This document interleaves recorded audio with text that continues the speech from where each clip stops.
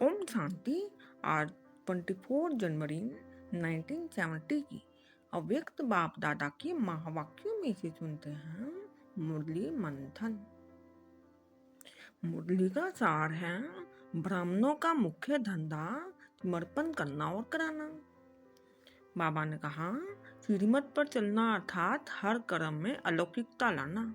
शिव बाबा के वर्षे का पूरा अधिकारी अपने को समझते हो।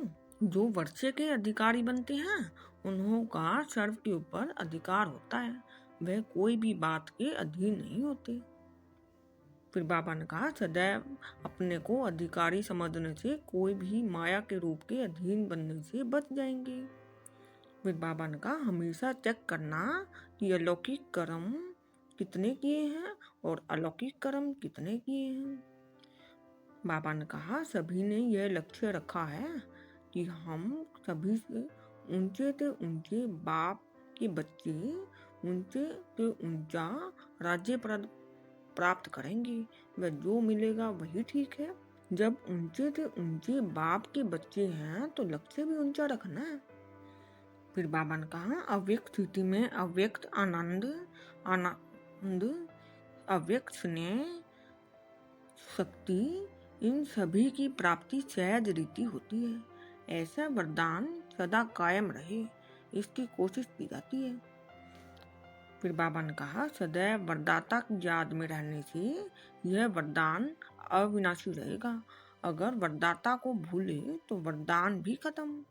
इसलिए वरदाता को कभी अलग नहीं करना। वरदाता साथ है तो वरदान भी साथ है। फिर बाबा ने कहा जो श्रीमत मिलती है उन पर अच्छी रीति न चलने से कमजोरी आती है, विस्मृति हो जाती है।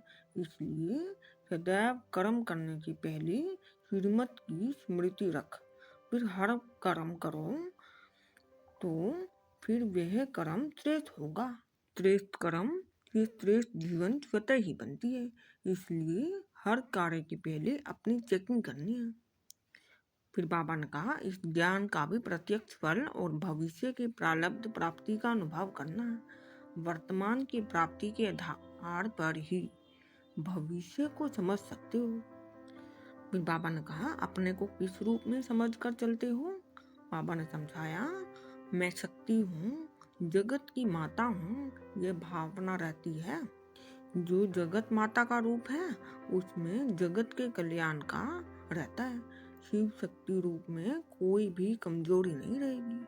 तो मैं जगत माता हूँ और शिव शक्ति हूँ।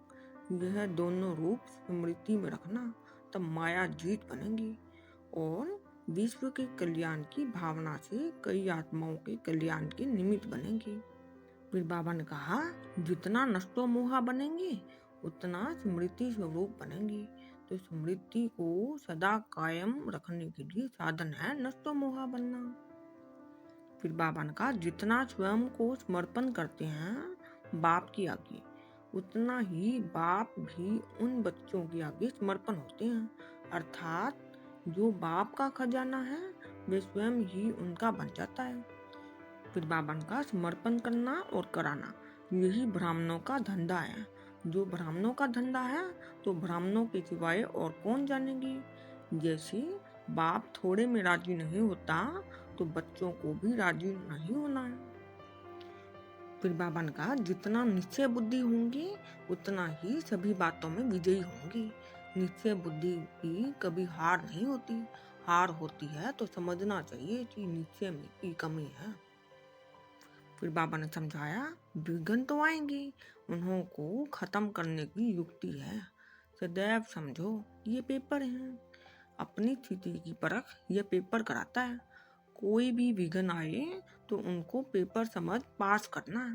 फिर बाबा ने समझाया पेपर में कोई भी क्वेश्चन आते हैं, कभी देशवासियों के, कभी मंशा का, कभी लोक लाज का, कभी संबंध का, तो इसमें घबराना नहीं है, गहराई में जाना है। वातावरण ऐसा बनाना चाहिए जो न चाहते भी कोई खींच आए। फिर बाबा ने बताया जो लक्ष्य रखा जाता है उसको पूर्ण करने के लिए ऐसे लक्षण भी अपने में भरने हैं। कोशिश शब्द कहना कमजोरी है। कमजोरी को मिटाने के लिए कोशिश शब्द को मिटाना है, निश्चय से विजय हो जाती है। फिर बाबा ने कहा, निश्चय बुद्धि बनेंगे तो सभी का सहयोग मिलेगा। कोई भी कार्य करना है तो कोशिश अक्सर खत्म करो।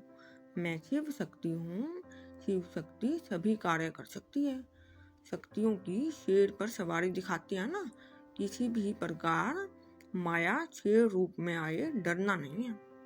और लास्ट में बाबा ने कहा, सदैव चेक करो कि संकल्प रूपी फाउंडेशन मजबूत है।